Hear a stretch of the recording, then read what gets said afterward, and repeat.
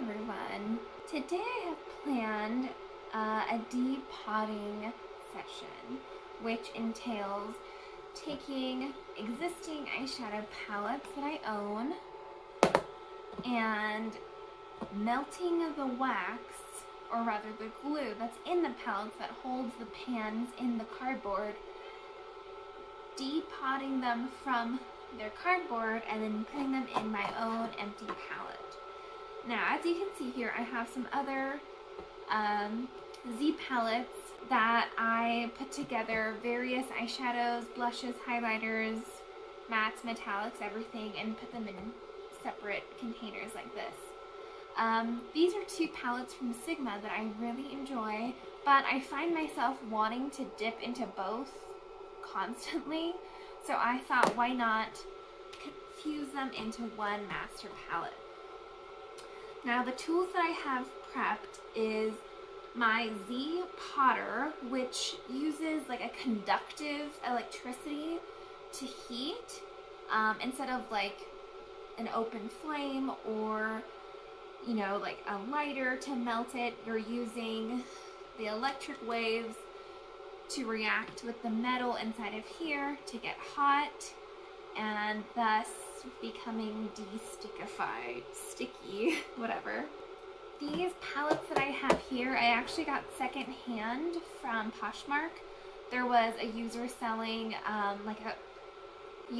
selling just a bunch of empty palettes. Almost a year ago, I decided it'd be great to kind of just have some empty ones for concocting my own palettes, that kind of thing. What I'm doing right now is I'm waiting for this to warm up in a sense. It's not hot to touch because it's not conducting to skin, it's to metal. So if I were to put this metal tool here, it would get hot after, you know, 30 seconds, a minute, or whatever. Z Palette, the company, makes this. You could technically use this as like a heating source for cooking. I know that some people have joked that that's what they have done, but it is really meant to put your palette on and work that way. I have it on level 3 intensity. I think it goes up to 10. I find that doing it in small increments is just enough what I need for my tools. I have this little metal palette tool that I've used in the past with my Pro Makeup kit for like depotting creams, liquids, not liquids, but creams and makeup things. And now I just keep it on hand when I need, you know, a tool for all sorts of things. I have some isopropyl alcohol. I believe this one is a 70-something%. Maybe it's 90-something. I can't remember. But this is to help get the stickiness, like the residue, off of the bottom of the pans once they come out. And then here I have some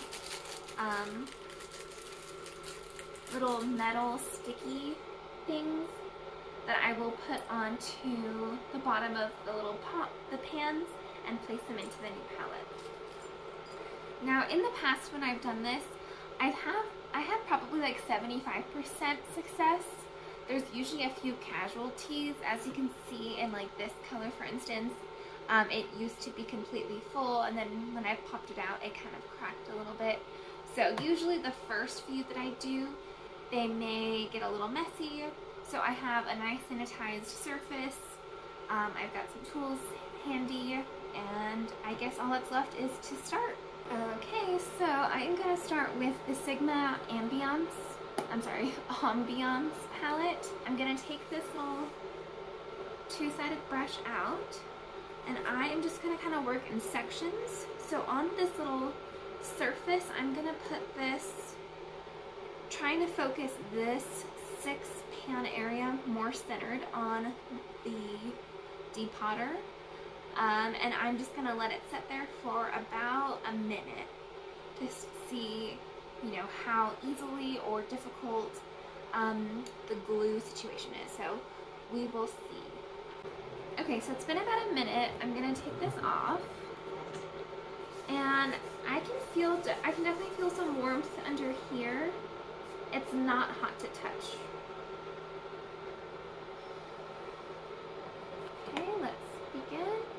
I'm taking my little Graftopian tool, the little sharper side, and I am just going to try to get it out from the corner. Oh, so far so good.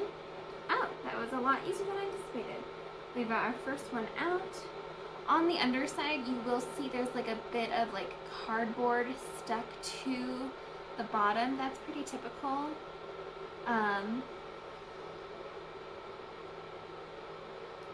That is surprisingly easy to get off. Wow, that is probably the easiest I've ever had taking any residue off the bottom. Okay, that makes me feel good.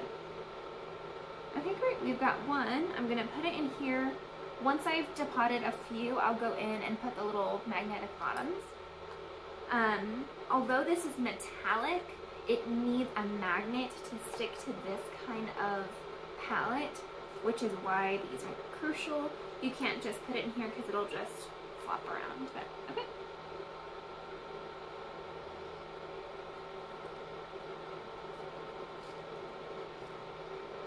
Woohoo! Another successful take out. You definitely want to take off any of the residue cardboard while it still has like a little bit of a warm bottom. What I've learned is the colder it gets, it just is a little bit more difficult to peel.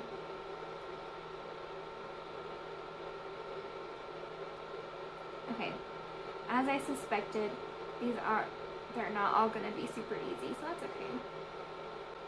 One of the first times I did this, I left the palette on for just a bit too long on the conductive Z-Potter, and getting the little pans out wasn't necessarily easier, but it certainly burned my hands. The little metal bits got extremely hot. So I've learned it's just easier to let it be on there for a shorter time than longer. Okay, I got most of it off. I'm going to put it down for now and move on to the next.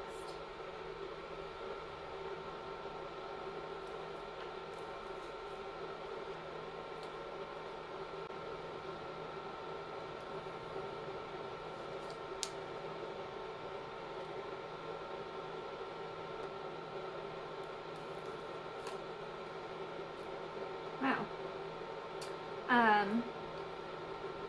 This is going a lot better than I had planned for, so that's always good. Now, I know some makeup lovers love to keep the names of the eyeshadows, like either they will handwrite them on the bottom or, you know, something to that extent. I personally don't have a big preference. Oops. So if they're not all labeled, that doesn't personally bother me. So, so I don't take the time to label them or anything like that. I once tried depotting my Jaclyn Hill palette from Morphe, and that was just a disaster. I had weighed my options of, you know, if I do this, there's a risk, you know, some of these might get damaged or unusable. And at the time, it didn't really matter to me. I liked the palette, but I didn't love it.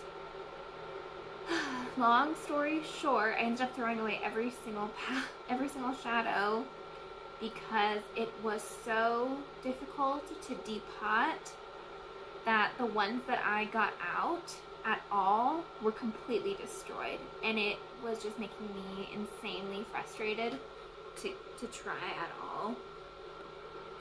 So I just decided to stop while I was ahead.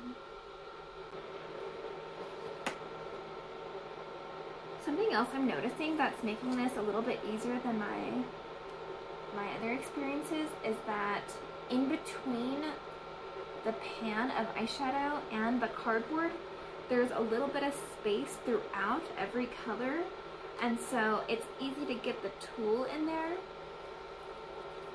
versus like some of my like Sephora collection shadows, some other Morphe palettes. Those were just incredibly tight around the rim of the pan, so I couldn't even like get a tool in there comfortably.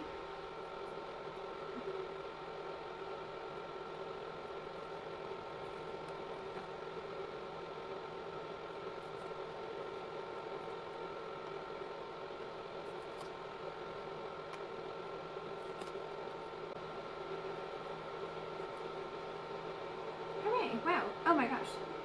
Here's an example of the little glue bit at that bottom corner one. It completely peeled off the back of this.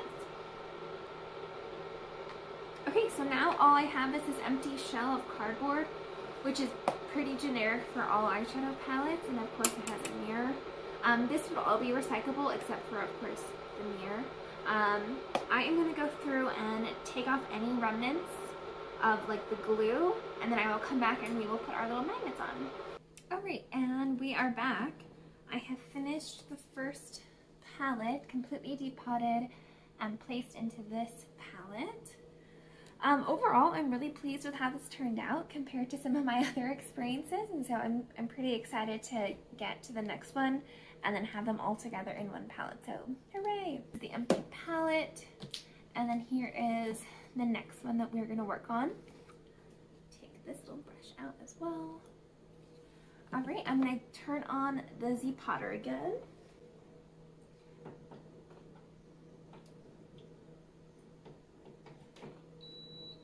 And we are going to start all over.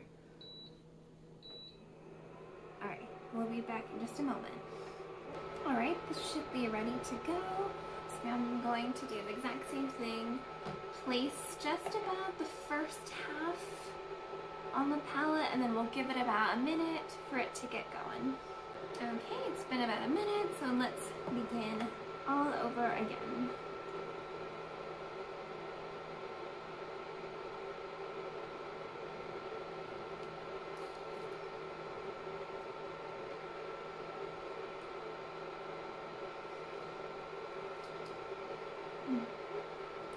Just like the first one, they seem to be coming out no problem.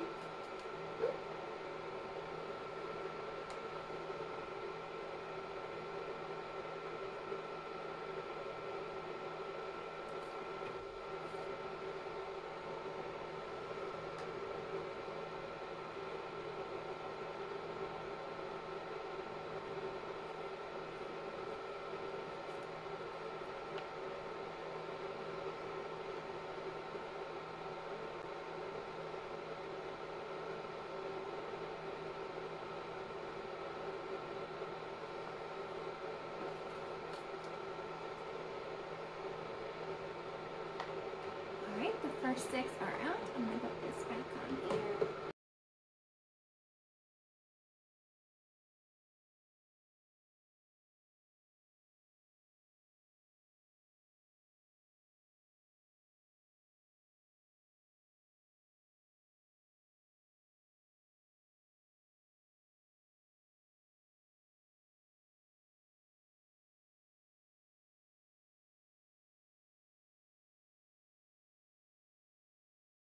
Okay, so I have gotten them all out. Let me turn this up. I did notice that on the pans where I could feel their warmth a little bit more than others, that the stickiness did come off more easily. And the ones that were a little cooler, it was just more difficult. So I am just going to continue wrapping up the ones that still have a little stickiness, and then we'll come back with the final product. Okay, so see you soon. Okay, so these are my shadows, all with their adhesives removed. So now we are just going to put on some of the magnets on the bottom, place them in the palette, and then we'll be done.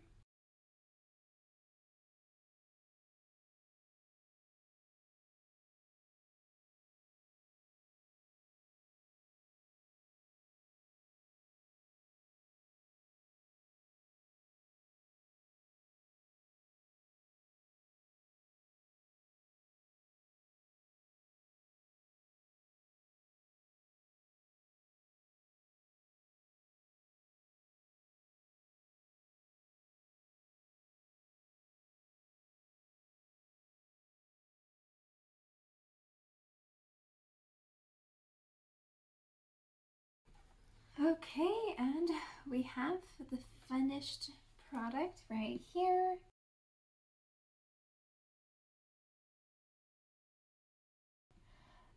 The biggest difference between the first and second is that the second one was actually a little bit more challenging.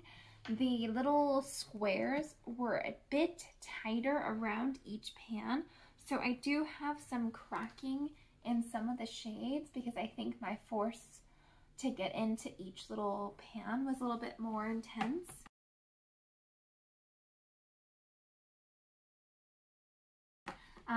The solve for that is usually just to spray it with some alcohol.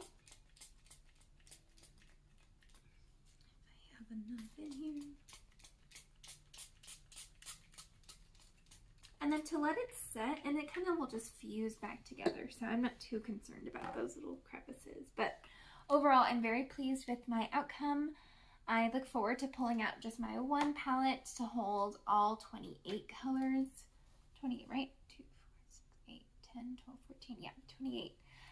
And then I can kind of mix and match a little bit more easily this way too. So anyways, I hope you enjoyed watching me depot my palettes, the process and what it looks like. Let me know if you have any questions or if you have any thoughts about the process. And anyways, I hope you are doing well and I will see you soon. Bye.